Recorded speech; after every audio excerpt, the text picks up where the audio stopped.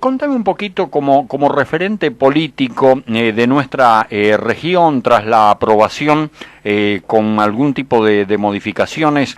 ¿Qué te plantea y cuál es tu opinión con respecto al presupuesto que ha sido aprobado en este caso en la Cámara?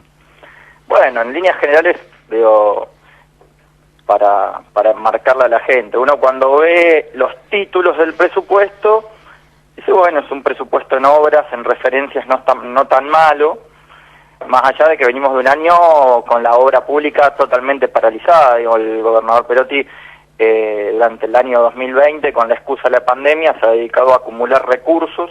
Hoy la provincia tiene más de 40.000 millones de pesos en plazo fijo, pero no ha habido directamente obra pública, prácticamente, o sea que vemos obras importantes y necesarias, pero que no son más que la finalización de obras iniciadas y que estuvieron paralizadas durante todo este año, como puede ser la circunvalación de Sastre, el terminal del hospital en San Jorge, digamos, son obras que estaban a medio camino, que estuvieron paralizadas gran parte de este año y que retoman y tienen presupuesto actualmente.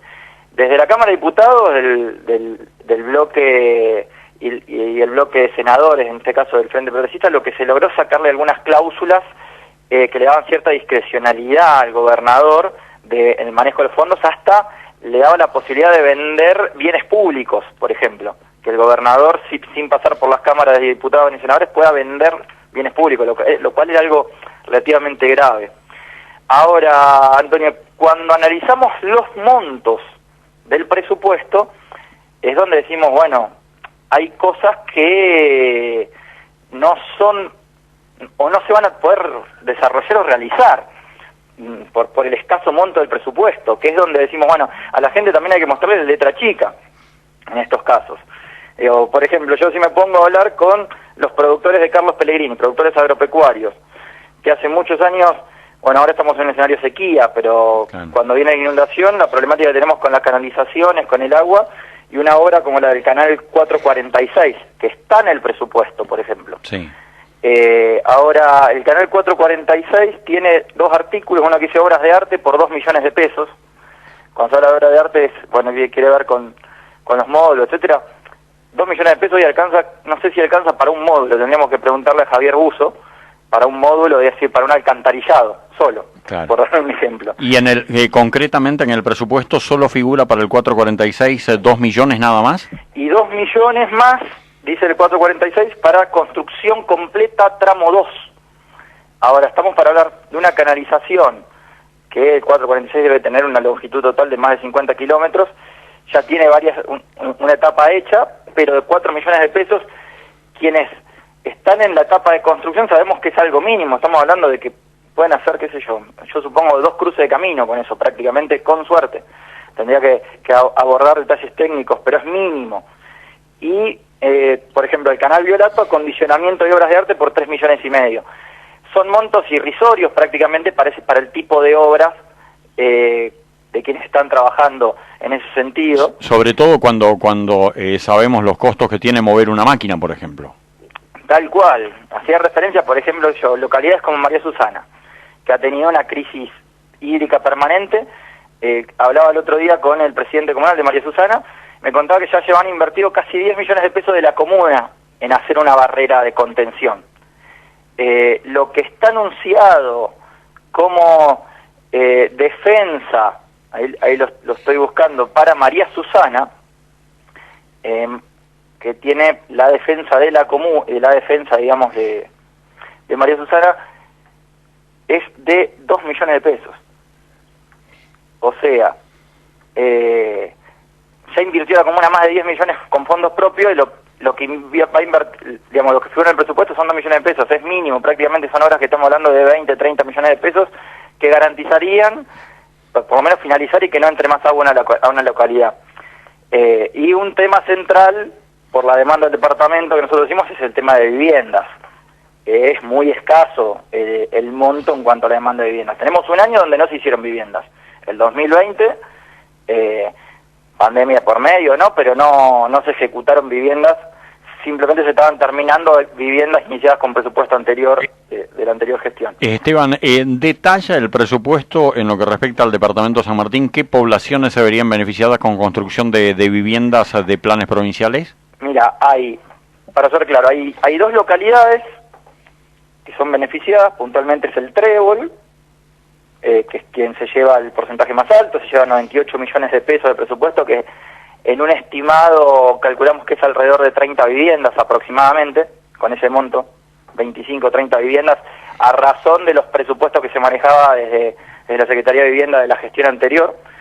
Y otro de las localidades beneficiadas es San Martín de las Escobas, con un presupuesto de 50 millones, que estimamos también alrededor de 20 viviendas aproximadamente, que lo de San Martín de las Escobas era un plan de vivienda ya iniciado. Después existen otros ítems, por ejemplo, dice viviendas por administración comunal, que no dice para qué localidad, 18 millones. Estamos hablando de 6 viviendas, 7 viviendas como mucho. Y por licitación 30 millones, que no tiene qué localidad es, pero 30 millones estamos hablando de 10 viviendas más. O sea, el Trébol, San Martín de las Escobas y unas 15 viviendas, 16 viviendas, 20 viviendas como mucho para repartir en el resto del departamento. Claro. Claro. ¿Planteas muchas objeciones con respecto, bueno, a cómo se han distribuido o de pronto cómo se han adjudicado las obras para el departamento? Sí, no sé si objeciones. Yo creo que, a ver, yo voy a un departamento con lo que genera impositivamente. Somos un departamento chico en volumen de habitantes, pero con un potencial económico muy grande, tanto a nivel provincial como a nivel nacional.